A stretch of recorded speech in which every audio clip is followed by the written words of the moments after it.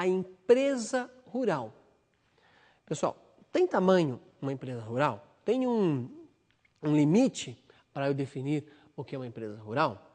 Olha, dentro do Estatuto da Terra foram delimitados o que é módulo rural, certo? E os módulos rurais têm alguns números que a gente deve pensar. Pessoal, como está na tela então para vocês, e você vai registrar porque isso pode ser um texto de vestibular, a empresa rural é aquela que vai de 1 a 600 módulos.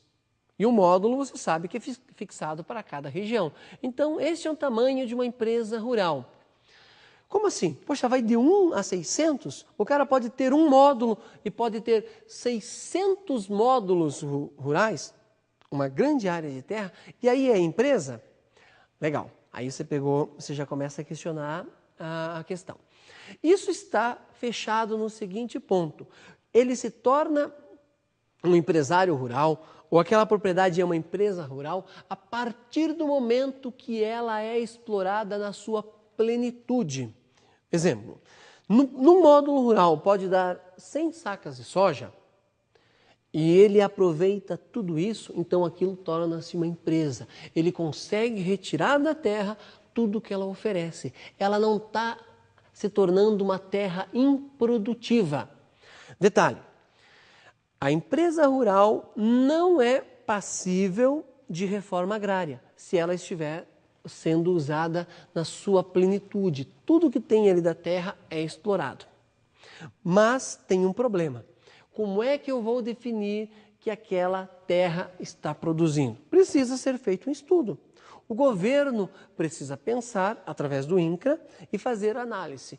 Um pedaço de terra no Mato Grosso, quanto deve produzir? 100, 200, 300, 400, 500, eu não sei. Precisa ser analisado.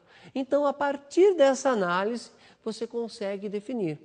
E como é que você prova para o governo que você está usando a propriedade na sua plenitude? Na hora de vender a soja, o milho, o trigo, o porco, o frango, ou sei lá o que se produz nessa propriedade, você apresenta uma nota fiscal.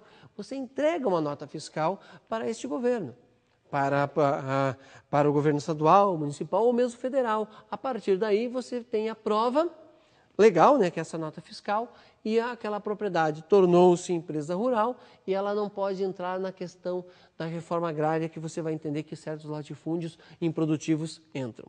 Vou dar um exemplo para vocês.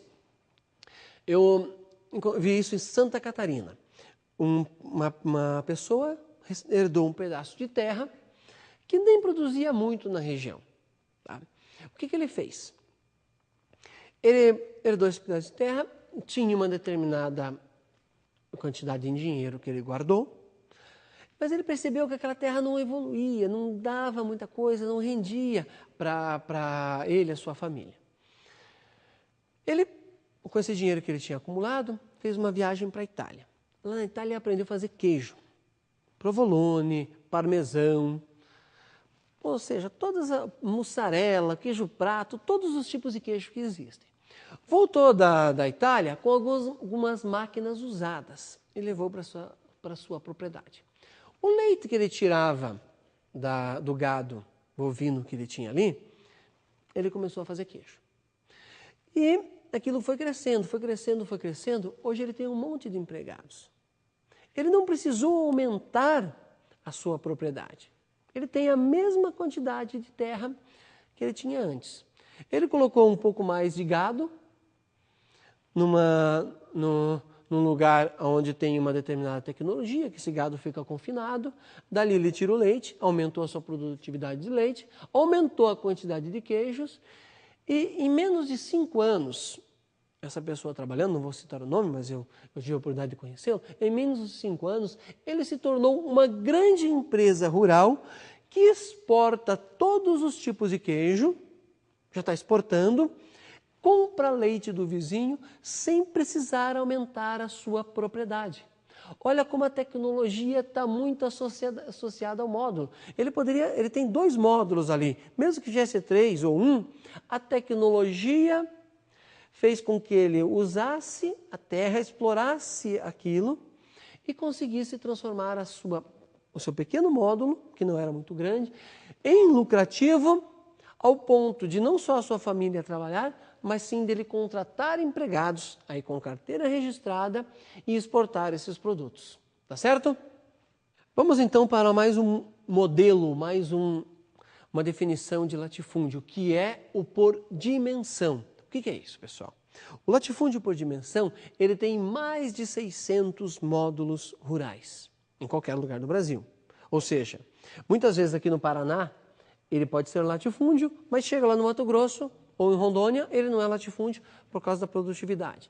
Mas, quando na região ele foi definido como latifúndio por dimensão e ele não é usado, as suas terras são improdutivas. O que é uma terra improdutiva? Vamos pensar, em Minas Gerais, planta-se café, mas aquele pedaço de terra não está sendo usado, ele está lá abandonado. O que vai acontecer? Ele é passível de reforma agrária. Agora, eu quero fazer um alerta aqui, tá? Terra abandonada não significa que o fato de ter mata nativa é uma terra abandonada, porque mesmo a propriedade, seja qual for o seu tamanho, ela tem que preservar um pedaço de terra nativa. Desculpa, um pedaço de mata nativa. Como assim ela tem que preservar isso? Em cada lugar do Brasil, ela tem que deixar vegetação no topo de morro, para quê? Para preservar as nascentes. Ela tem que deixar a mata ciliar nas margens do rio. O que é mata ciliar? Vem de cílio. O cílio impede que o suor caia nos seus olhos, ou um cisco, uma mosca, bata e entra direto nos seus olhos. Por isso que foi dado o nome de mata ciliar. Aquilo que está na margem do rio, aquela mata na margem do rio, como você está vendo nesse desenho agora, nessa imagem, esta mata ciliar protege esse rio do quê? De sedimentos que correm com a chuva, tá certo? Então, independente do tamanho da propriedade, tem que ser preservado isso. Mas, naquilo que é permitido, naquilo que a lei permite, dentro desses acima de 600 módulos rurais, se não for usado, o que vai acontecer? Pode ser usado para a reforma agrária. Já no latifúndio por exploração é um pouco diferente. Vai de 1 a 600 módulos rurais. Mas no latifúndio por exploração acontece o seguinte. Me acompanha aqui na imagem. Tá. Olha só, pessoal. Esta fotografia aqui que você está observando, ela representa a empresa rural, certo? Onde estão colhendo aqui soja ou milho, não dá para eu identificar, mas eu percebo que toda a propriedade está sendo usada. Tem uma máquina aqui, com um tratorista, puxando uma carreta e a colheitadeira. É visível que está sendo explorada essa propriedade.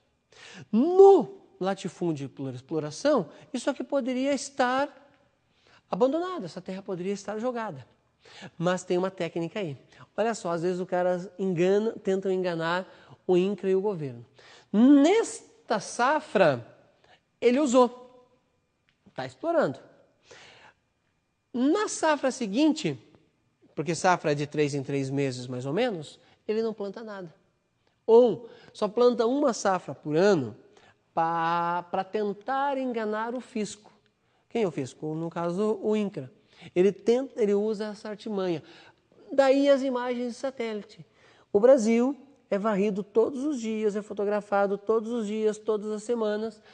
O que vai acontecer? O INCRA pega uma imagem de satélite e olha durante o ano inteiro para saber se aquela propriedade, que tem até 600 módulos rurais, é um latifúndio por exploração, ou seja, não está sendo usado como deveria, ou é uma empresa rural. Veja como a definição disso vai depender do uso.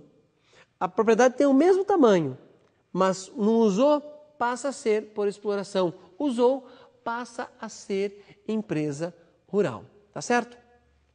Agora, como é que eu vou definir se uma propriedade é pequena, média ou grande? Tem umas dicas aí. Está indo para a tela para vocês e eu preciso que você guarde isso, que você anote, porque se vier no texto do vestibular, você não se confunda, tá bom? Pessoal, outra definição